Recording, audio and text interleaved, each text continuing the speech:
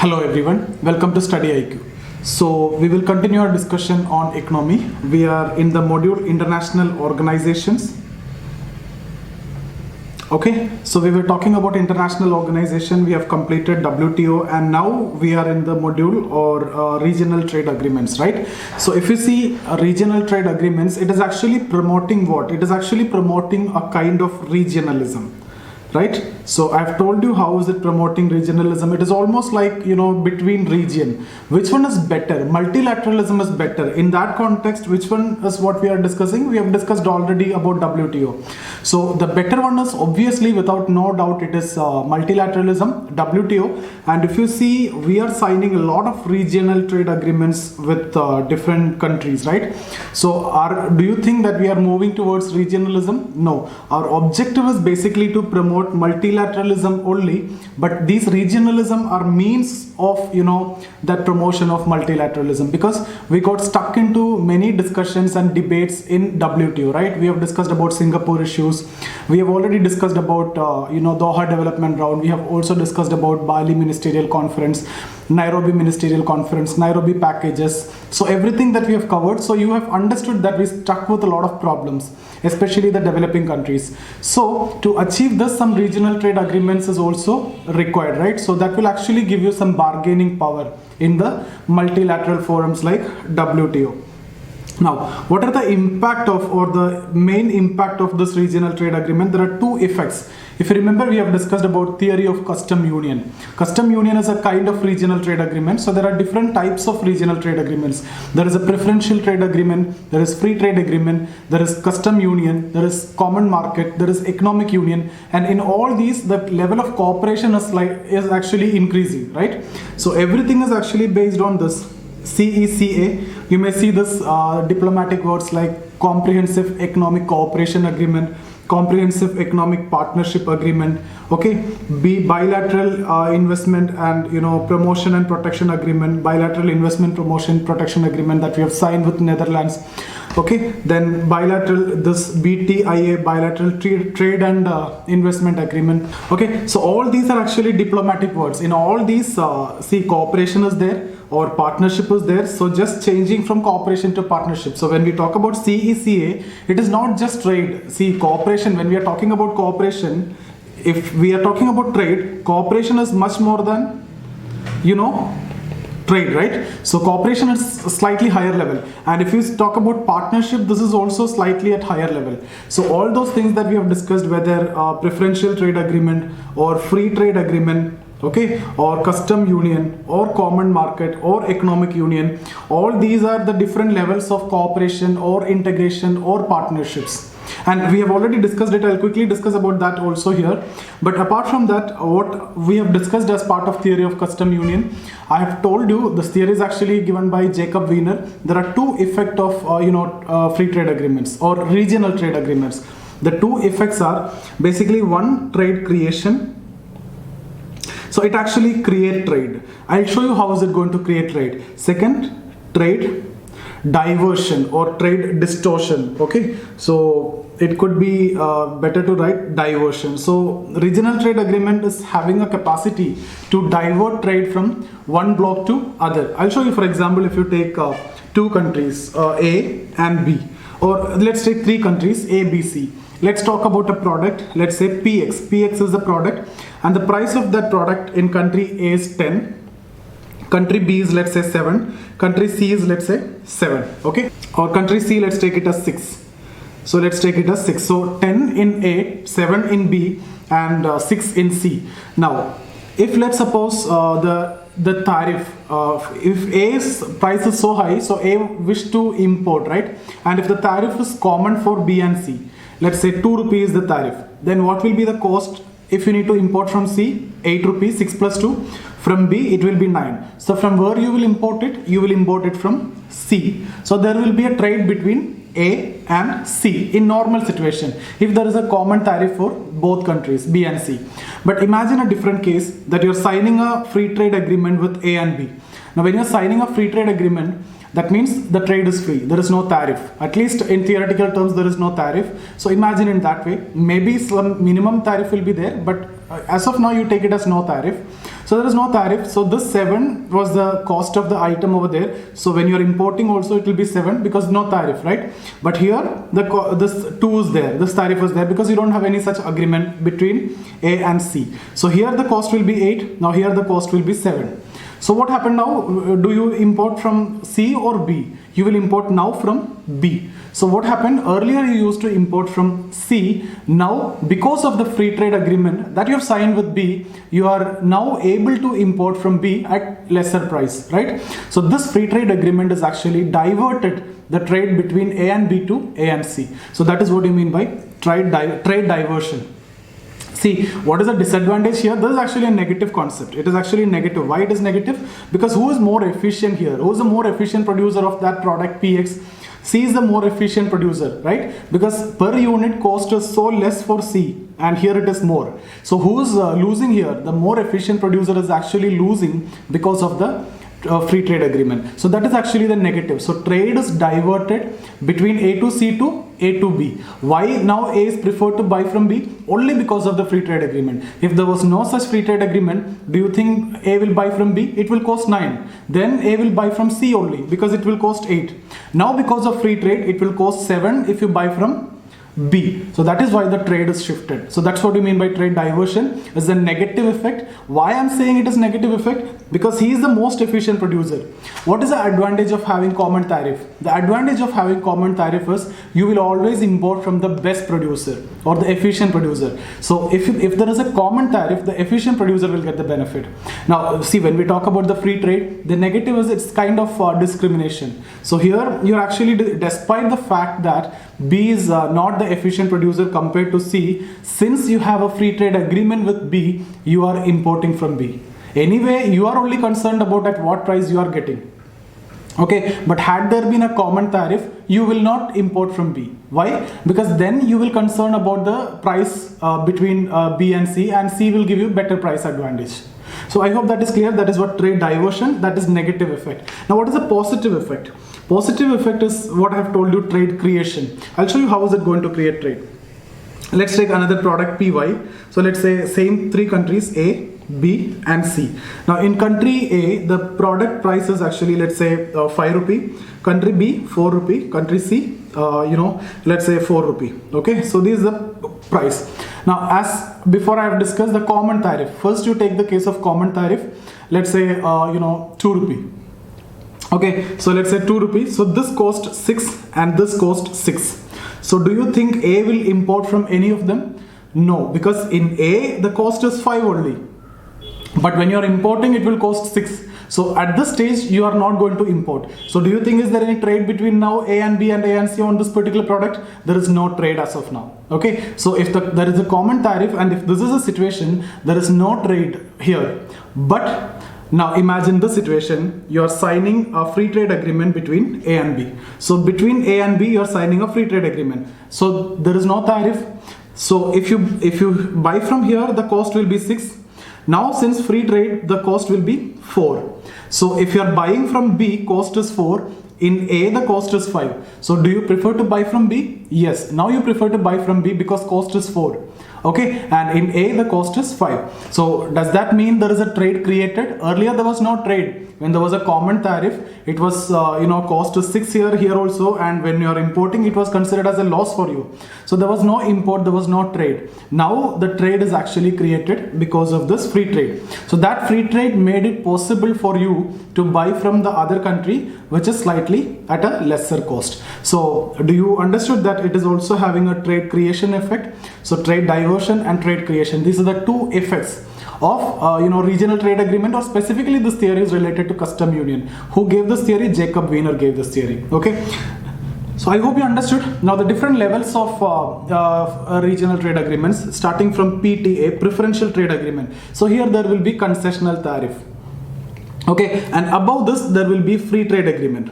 Here there will be theoretically zero tariff, no tariff, okay, no tariff for the member countries, but practically that may not be possible. Practically some minor tariff will be there. And above this, see, all these are the levels of integration. These words, how to remember easily, it all about level of integration, or these are the level of cooperation, or these are the level of partnership. So whatever language you can put it in that way, because once you go one step further, the partnership or the cooperation is actually increasing, or the integration is increasing. The PTA to FTA, there is a higher level of cooperation, and if you move to custom union, there is much more higher level of cooperation from FTA. So when it comes to custom union, you have actually free trade between members. So free trade is there, part of it. Plus, what is the advantage? There will be common tariff for member countries. So common tariff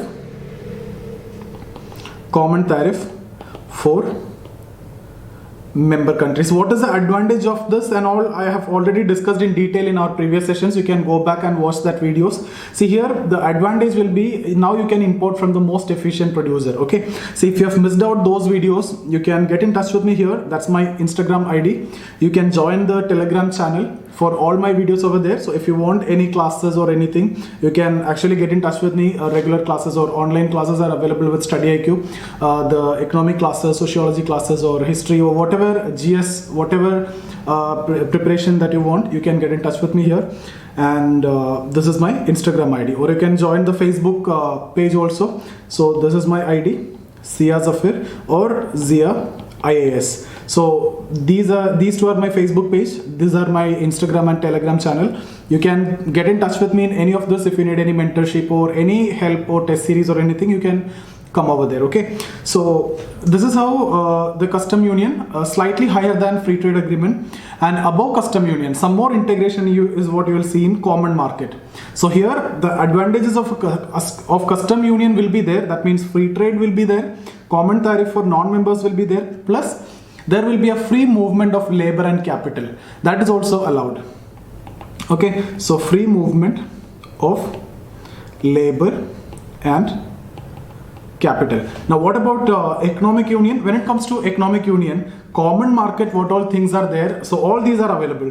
Free trade agreement will be there, common tariff for non-members will be there, free movement of labor and capital will be there, plus that means common market, plus common domestic policies like industrial policy, monetary policy, etc. Okay, so common domestic policies. So this is almost like a country, except that sovereignty. For example, European Union is a clear-cut example. Okay, so this we have already discussed in detail. So if you have any confusion here, you can just watch the video. Otherwise, this is enough. What you need to remember is all these are related to, level of integration. Custom union, above that you have common market, above that you have economic union. So this is the order in which you need to remember. What is the CECA, Comprehensive Economic Cooperation Agreement, or Comprehensive Economic Partnership Agreement, etc., or BTIA, Bilateral Trade Investment Agreement, Bilateral Investment Promotion and Protection Agreement, which we have signed with Netherlands, this we have signed with European Union, etc.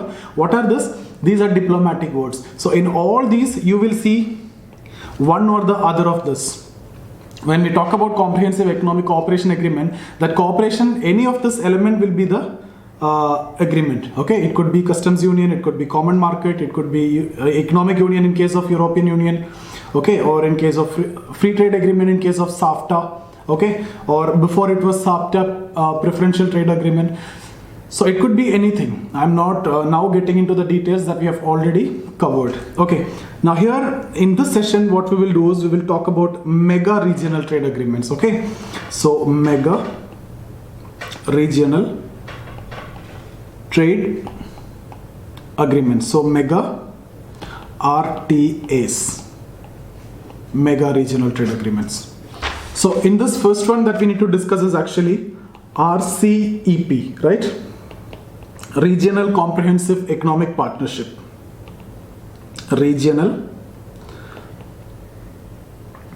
Comprehensive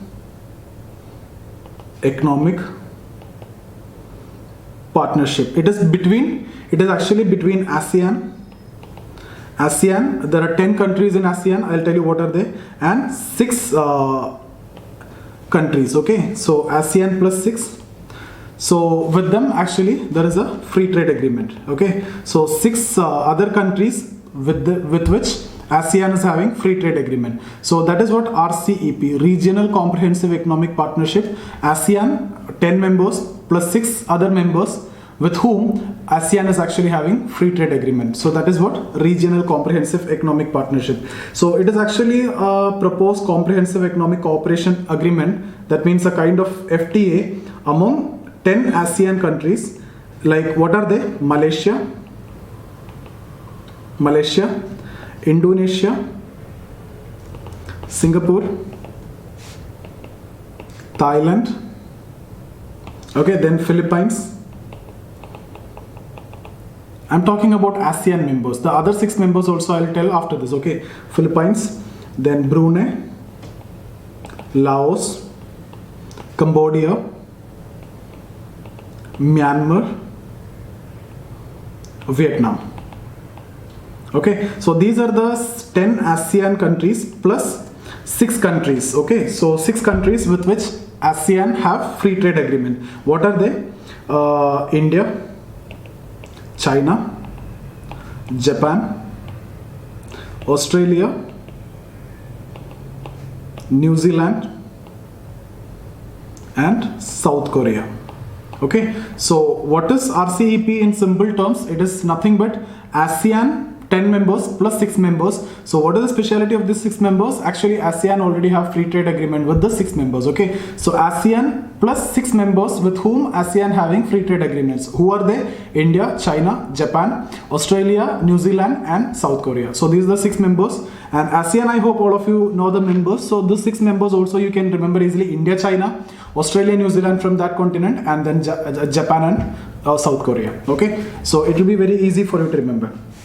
So when it was conceived, it was actually conceived in 2011, and the negotiation process was actually launched in 2012. Okay, so from 2012, it covers what all things? Trade in goods and services. It covers trade in goods and services. Almost like WTO only, and something more than WTO also. There was proposals in RCEP, and we are not ready to accept it. Like TRIPS plus norms are actually followed when it comes to patents and all. We'll discuss that, okay, soon. So trade in goods and services, then investment. So this we have already seen in WTO also, right? So this trade in goods and services, investment, and we have talked about TRIMS, trade related investment measures. So investment, then technological cooperation,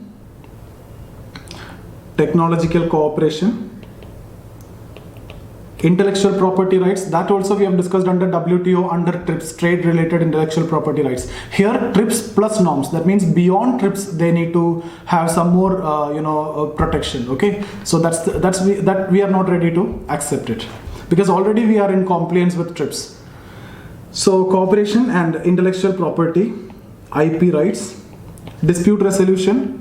In WTO also there was a dispute settlement body and there was an appellate authority. Okay, all those things we have discussed. So dispute resolution body, so etc. So these are the these are the RCEP covers all these. It's almost like WTO only.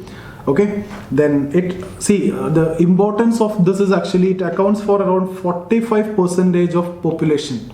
That means close to half of the population of the world. Okay, and then 1/3 of GDP, 1/3 of GDP, and 1/4 of world trade. So that is actually the importance of RCEP. Okay, so regional comprehensive economic partnership. So ASEAN plus 6 members with whom they have free trade agreement. What are they? Australia, New Zealand from that side, India, China, then Japan and South Korea. So it is easy to remember. And ASEAN members, I hope you know that 10 members. Okay, so here 45% of population, 1/3 of GDP, so 1/4 of world trade. That's actually the importance of this particular agreement. So it is going beyond WTO in certain cases also. Now what are the issues? Issues are basically India actually proposed a 3-tiered tariff reduction commitment. Okay, so India proposed a 3-tiered tariff reduction approach, but it was actually dropped because of the opposition from other members. So they were not ready to accept this 3-tiered tariff reduction approach, so that proposal was actually dropped. Then second one, as we have discussed, the 6 members, out of 6 members, Japan and South Korea is also there. Actually they come up with a proposal that we call as TRIPS plus. So TRIPS plus provision to protect intellectual property rights. Okay, so TRIPS plus means in terms of patent extension. Okay, then patent for incremental innovation. Patent for incremental innovation. Okay. See, patent extension means actually the term of patent will be extended in case if there is a delay in patent approval process. So if there is a delay in patent approval process, based on that the patent will be extended. Then patent for incremental innovation, if you remember when we discussed about WTO, we have talked about under compulsory licensing. When we have discussed about compulsory licensing, I have told you evergreening of patent. You make some minor modification or you claim that this is having some other application also. For example, the Naxavir drug, it is used for cancer, so you get patent for 20 years, and after, let's suppose after 90 years, if you need to extend that patent, you may make some minor modification in that and you claim it as another item, okay, and you get patent for that. That's what evergreening of patent. Or what you will do is, this could be used for some other purpose also. That means you will be showing some other property of that particular invention, and that is what evergreening of patent, and that's exactly what is actually promoted here. But we have not accepted this, okay. So we are already in compliance with TRIPS. If you remember, we have discussed about TRIPS norms and the Patent Act, original Patent Act, and then later we have amended our Patent Act in 2005, and we have started giving product patent also. Till then product patent was not there, only process patent was given by India. Now when product patent as given as per TRIPS norms, we are following that. In fact, it will discourage the innovation, because when you talk about product patent, what does that mean? You are giving product patent to product, right? Earlier you are giving patent to the process. The same process cannot be used to come up with this product, but you can make the same product in a different method, okay. But that was the earlier situation. Now what you are giving patent for process also, you are giving patent for product also as per TRIPS norms. That means what? The same product cannot be made. So if there is an alternative way to make the same product, that cannot be used now. There may be a better method, an efficient method, less cost method to make the product, but it is actually not possible now because of product patent. You are giving patent to the product also. So ultimately what will happen? That discourage innovation, okay. So okay, that is the reason why we are not interested in this TRIPS plus norms, and it affected, so we are not ready to accept it, okay. Then what is patent extension? Patent extension means under this the term of patent is extended in lieu of the delay of patent approval process. Patent approval process delay, okay. So if there is a delay in patent approval process, what will happen? The patent will be extended like that, okay. So Japan also demanding to introduce FDI in e-commerce, okay. So if you remember, we have already discussed about FDI in e-commerce. One of our discussion is that if you missed out that video, you can get in touch with me here. I'll give you that video, or you can simply search FDI in e-commerce StudyIQ. You will get that video, okay. And you watch that video. There we have talked about e-commerce, like marketplace model, inventory model, etc. we have discussed, and I've told you we are already allowing FDI in marketplace model. I've at that time told you what is the problem in giving FDI in inventory model, and what is inventory model, what is marketplace model. I don't have enough time to explain that now, so you can just watch that video. That is actually another 30 minutes itself, okay. So I can't explain that at this point of time. You please watch that video, and if you have any doubt, you can get in touch with me. So as of now, we are allowing FDI in marketplace model, okay, like this Amazon, etc. we are allowing this, okay. So not the inventory model, okay. So that means we partially allowed. Japan is demanding this, but we are partially allowing, right? We are giving marketplace model. Only thing that we left out is inventory model, because it will affect our domestic market, okay. So that is actually not desirable. Now what are the benefits? So when you are signing this, what are the benefits to India? Okay, it will reduce the potential negative impact of which agreements? TPP, Trans-Pacific Partnership, and Transatlantic Trade Investment Partnership. Transatlantic Trade Investment Partnership. I'll discuss these two.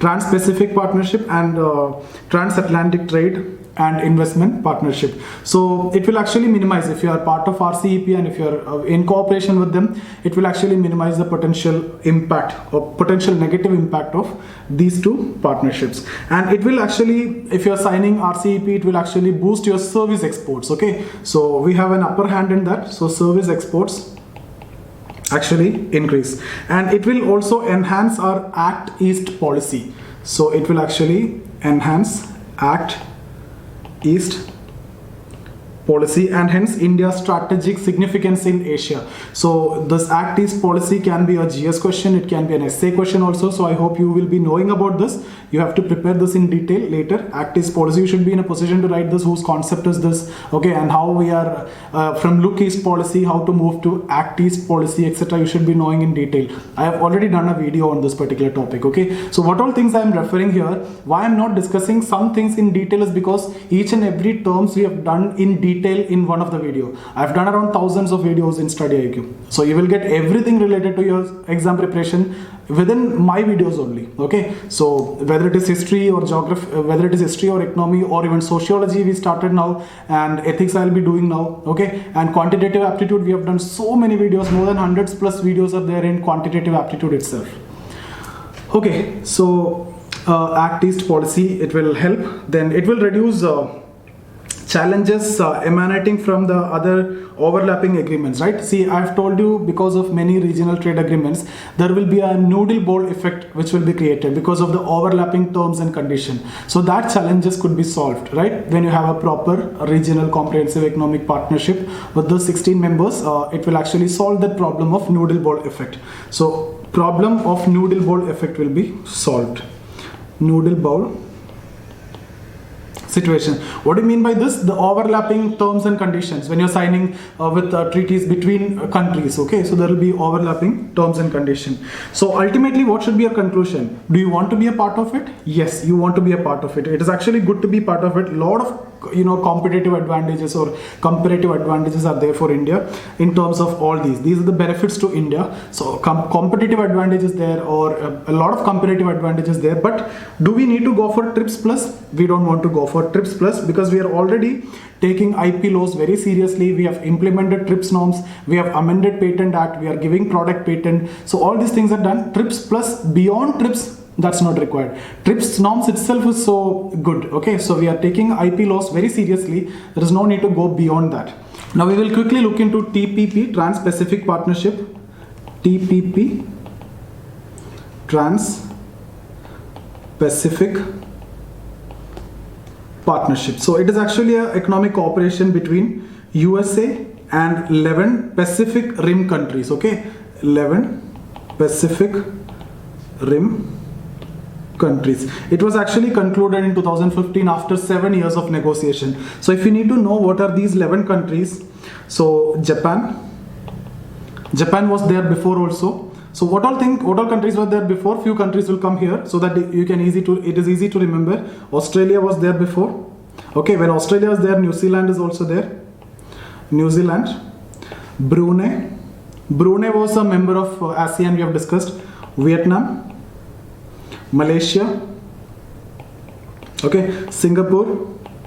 Okay, so 1, 2, 3, 4, 5, 6, 7. 7 members are common out of this 11. And then we have Mexico, Canada, Chile, and Peru. So these are the 11 members. So these 4 members you need to remember.